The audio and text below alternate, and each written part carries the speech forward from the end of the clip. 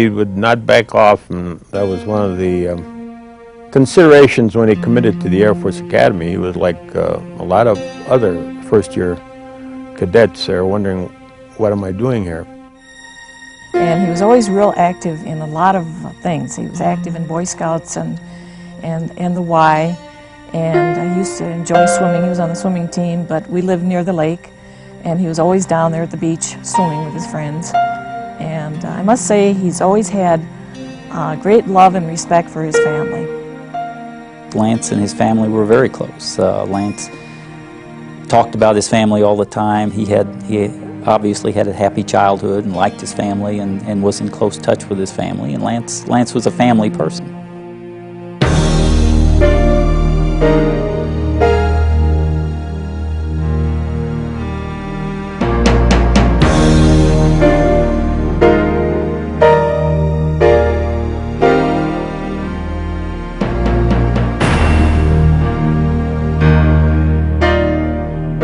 I am an American fighting in the forces which guard my country and our way of life. I am prepared to give my life in their defense.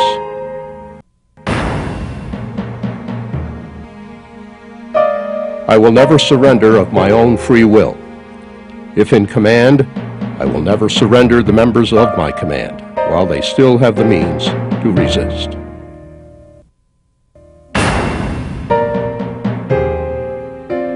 If I am captured, I will continue to resist by all means available. I will make every effort to escape and aid others to escape. I will accept neither parole nor special favors from the enemy.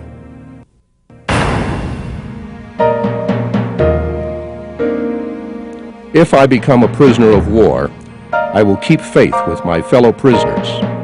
I will give no information or take part in any action which might be harmful to my comrades. If I am senior, I will take command. If not, I will obey the lawful orders of those appointed over me and will back them up in every way.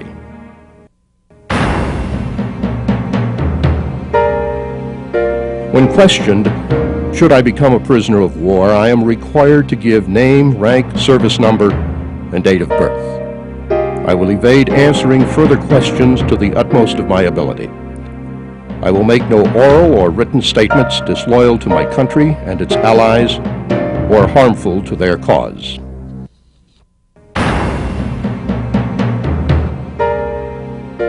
I will never forget that I am an American, fighting for freedom, responsible for my actions, and dedicated to the principles which made my country free. I will trust in my God and in the United States of America.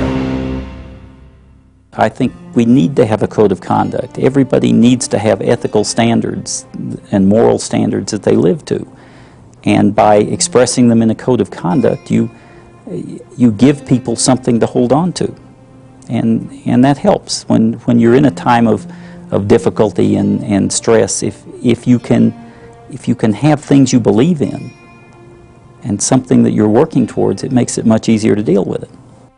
Obviously, his behavior as a prisoner and throughout that ordeal reflect the highest ideals and dedication to the code of conduct, and should be studied by all of us as certainly something that we ought to understand, model, and if ever confronted with that situation, follow with the same dedication and vigor that Lance did. Until his death, Lance P. Sijan loved life and everything it encompassed. As a child in Milwaukee, Wisconsin, Lance played hard, involved himself completely in everything he did, and tried his best to live life to its fullest. After high school, Lance entered the Naval Academy Preparatory School in Bainbridge, Maryland, a year-long program to help students who may have academic or physical problems improve their chances of getting an appointment to the Naval Academy or the Air Force Academy. Lance wanted to go to the Air Force Academy, and he saw the preparatory school as a strategic move to better his chances. When he arrived at the Naval Prep School, he was asked if he would mind having a black roommate. Lance's parents taught him to respect people for who they are as individuals. Thus, Fletcher H. Flash Wiley became his roommate and friend. In 1960, when we were all picked to go and they sent us down to Lackland Air Force Base in Texas, America was a very different country than it is now. I was the only black cadet in the prep school with the Air Force contingent. And when we went to boot camp, they asked around to the guys who came from all over the country who would have a problem living with me as a roommate, because I was the only black person there. I know there were others that spoke up favorably, but Lance Sijan was the guy that was picked to be my roommate.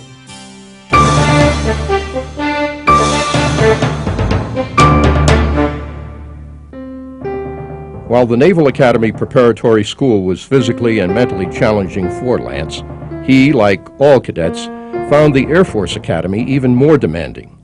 During cadet basic training, Bart Holliday, a fellow cadet assigned to Lance's squadron years later, remembered when he first met Lance Sijan. I first met Lance during our basic cadet training. Because I was a half an inch shorter, I always had to march and run behind him.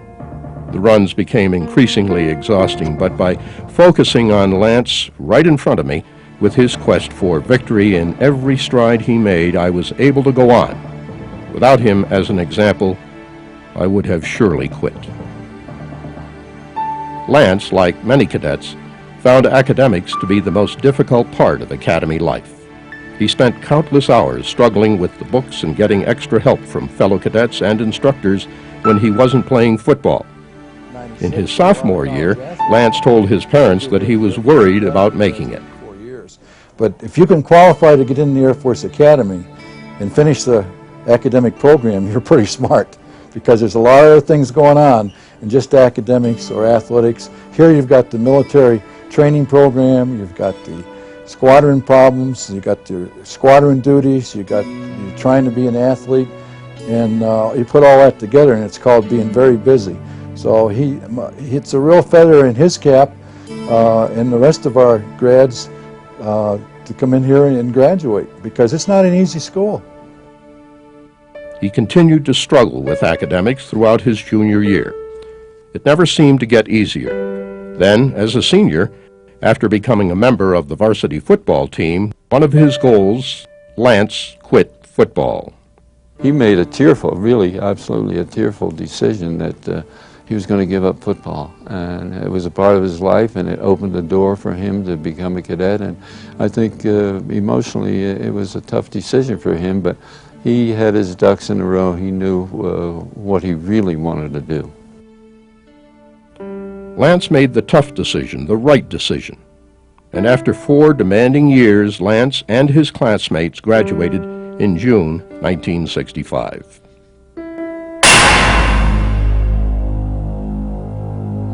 After graduation, Lance got his pilot wings at Laredo Air Force Base, Texas, after completing both T-37 and T-38 flight instruction.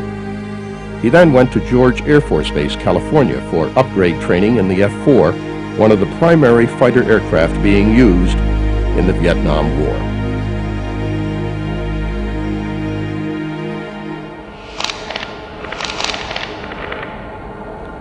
On the night of November 9th, 1967, with only 48 missions left to fly before going home, Lance stood before his barracks dresser at Da Nang Air Base, Vietnam, staring quietly at the pictures of his family. As part of his pre-mission ritual, he would mentally spend time with his family at their red brick Tudor house overlooking Lake Michigan. This normally had a calming effect on Lance as he remembered all the good times. But tonight was different. As he prepared for his night mission over Laos, Lance was more quiet than usual because yesterday his best friend, Lee Ellis, had been shot down. Tonight, Lance would be flying as a backseater to his squadron commander, Lieutenant Colonel John Armstrong, a West Point graduate and veteran of the Korean War. Beside them flew another F-4 Phantom. Both Phantoms carried 3 750-pound bombs fused to arms 6 seconds after release.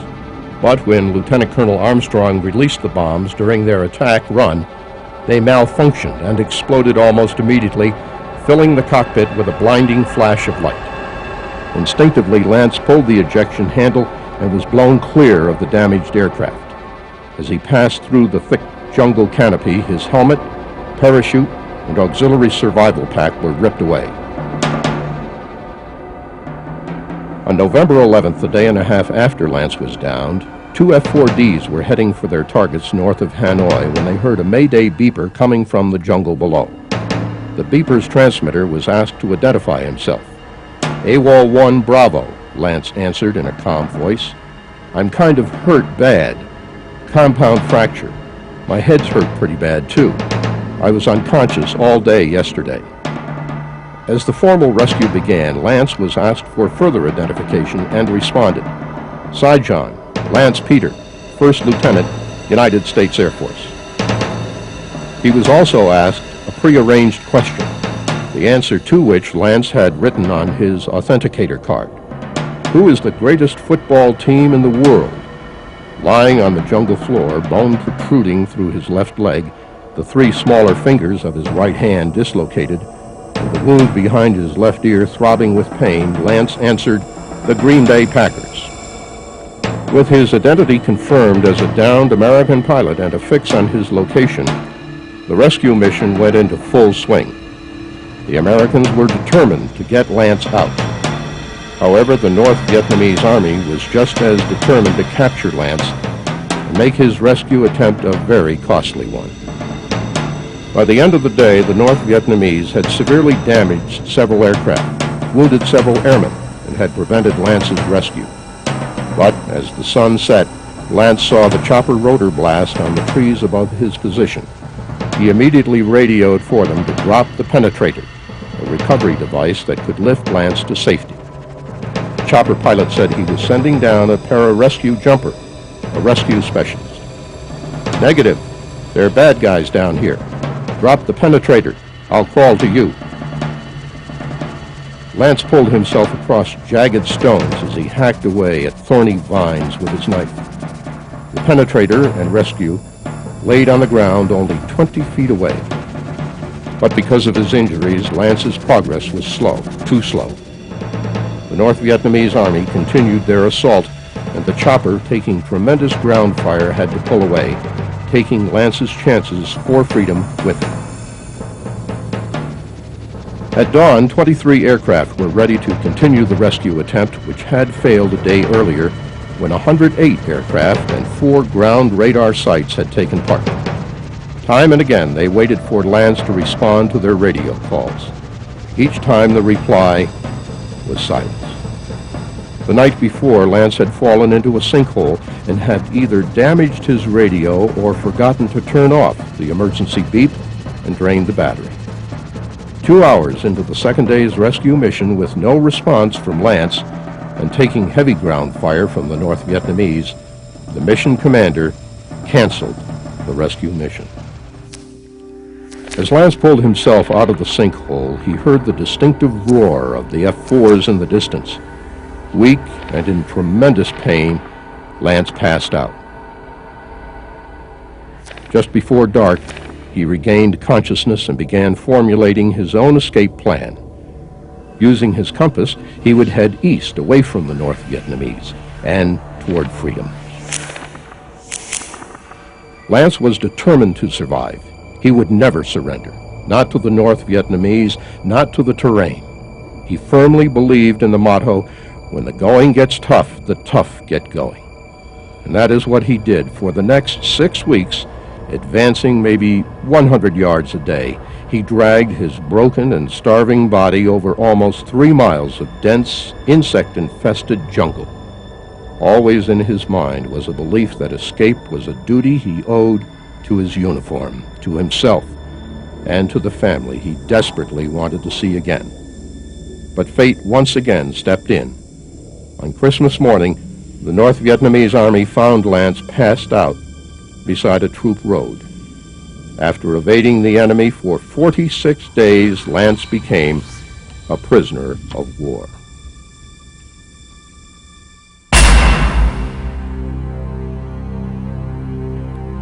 Prisoners of war in Vietnam had few rights. North Vietnam had signed the Geneva Convention, but they did not believe it applied to this particular conflict, since neither side had declared war. Rather, North Vietnam considered any airman shot down an air pirate and treated them as such. Captain Guy Gruters and Major Bob Craner, shot down in their forward air control plane, had been clubbed and trussed with their arms tightly tied behind them, elbows touching, in unbelievable pain. A favorite trick of the North Vietnamese Army. Gruters now sat bent over on the straw and mud floor of his cell, bound in leg irons and cuffs, at the bamboo prison north of Vien. He screamed at his captors to stop pounding the hell out of the new guy in a cell 9 feet away. But the clubs continued to strike flesh and bone, producing piercing screams of pain. Gruters heard the voice of the North Vietnamese officer known as the Rodent ask, "Name of base commander." A weak but defiant Lance Sijan said, "I'm not going to tell you anything, it's against the code." The interrogation went on for hours, and screams filled Lance's cell as they continued to beat him mercilessly. The next morning, Gruters and Craner were ordered to take the prisoner to the latrine and clean him up. On the straw floor in front of them lay Lance, infested with vermin, his entire body covered with welts from his beatings. Lance looked up at the two men and asked, "Aren't you Guy Gruters?" Staring questionably at the almost unidentifiable mass of flesh before him, Gruters said, "Yeah, who are you?" "Lance Sijan," he answered. Gruters immediately identified Lance. They had been in the 21st Squadron together at the Academy and had both been members of the skydiving team. As Gruters and Craner cared for Lance, he wanted to know, "How secure is this place, and what are the chances of getting out of here?" Inside this badly beaten body, Sijan's spirit was undaunted. Gruters later found out that Lance was captured on Christmas Day, 1967, and was given food and put under observation. Even in his weakened condition, his desire to abide by the code of conduct was stronger than his pain. He overpowered his guard and escaped into the jungle, only to be recaptured a few hours later. The Rodent continued to torture Lance, but only got name, rank, and serial number. Lance made every effort to escape. A guard caught him digging in his cell with a tin cup and beat his injured hand and broken leg with a bamboo cane. But Lance believed in every fiber of his body that he must continue to resist by all means available and make every effort to escape. Undaunted by his captors, Lance clawed at the floor, trying to dig his way out with his hands for 3 days, until he was caught and again brutally clubbed. As the monsoon rains began, Lance's condition worsened with the onset of disease. Just before his death, Sijan, Gruters, and Craner were transferred to the Hanoi Hilton prison camp. Still, Lance's spirit was unconquerable as he tried to lure a guard into his Hanoi cell in an attempt to overpower him and escape. Prior to his death, Lance could barely mouth his words and used signals to say he was okay. On the 8th day after being transferred to the Hanoi Hilton, Lance's eyes flashed with comprehension as the guards lifted him onto a pallet to take him to the hospital. He knew they were taking him away to die. Gathering all his strength, he yelled out in a loud, clear voice, "Dad, help me! Dad, I need you."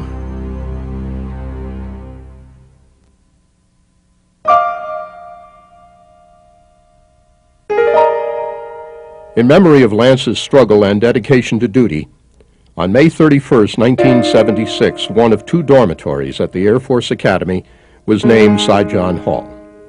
Years later, at a reunion for the class of '65, Lance's classmates and friends remembered him. I just am happy to remember him as a dedicated, committed kind of fellow who had his own strong sense of right and wrong. He was exceptional in his personal bearing, I always thought. Lance just had something about him, and the best way I can describe it is a dignity or an inner strength that came through. Several decades later, after his heroic actions and his death in Vietnam, Lance's life still impacts cadets undergoing training at the Air Force Academy. Well, an impact, an inspiration Lance has been in the lives of many young men, military and otherwise. If this man could do this, I can do this. Well, when I get into certain situations as a cadet, sometimes I wonder, this is really hard, but compared to what Lance Sijan went through after he evaded capture and when he was captured and was interred as a prisoner of war, I think this is cake compared to that, and I use him kind of as an example of how to act. Lance P. Sijan made the ultimate sacrifice for his country. He gave his life. He believed in the code of conduct, love of country, family, friends, and though they were written down many years later, he also believed in and personified the core values of the Air Force. The triad of core values consist of integrity first, service before self, and excellence in all we do.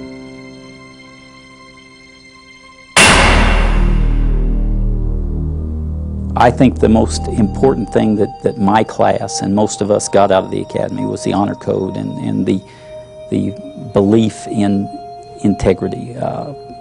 We had a relationship when we were at the academy and ever since that we have absolute trust in each other.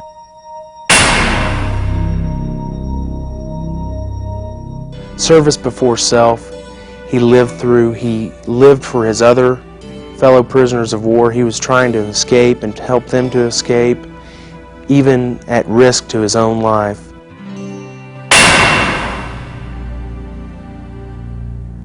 He worked hard militarily and was successful. He worked very hard academically. I mean, I think you would find people that would say that Lance struggled academically here, and he did, but he worked very hard at it and he was successful at it because he knew that was important to his goal of getting a commission, graduating from the academy and becoming a pilot. So I think certainly he models our core values. From 1966 to 1973, 12 airmen won the Medal of Honor in Vietnam, many posthumously. On March 4, 1976, 8 years after Lance Sijan died in a North Vietnamese prisoner of war camp, President Gerald Ford presented his parents with this nation's highest award, the Medal of Honor. The President of the United States of America, authorized by Act of Congress March 3, 1863, has awarded in the name of the Congress the Medal of Honor posthumously to Captain Lance P. Sijan, United States Air Force. While on a flight over North Vietnam on 9 November 1967, Captain Sijan ejected from his disabled aircraft and successfully evaded capture for more than 6 weeks. During this time, he was seriously injured and suffered from shock and extreme weight loss due to lack of food.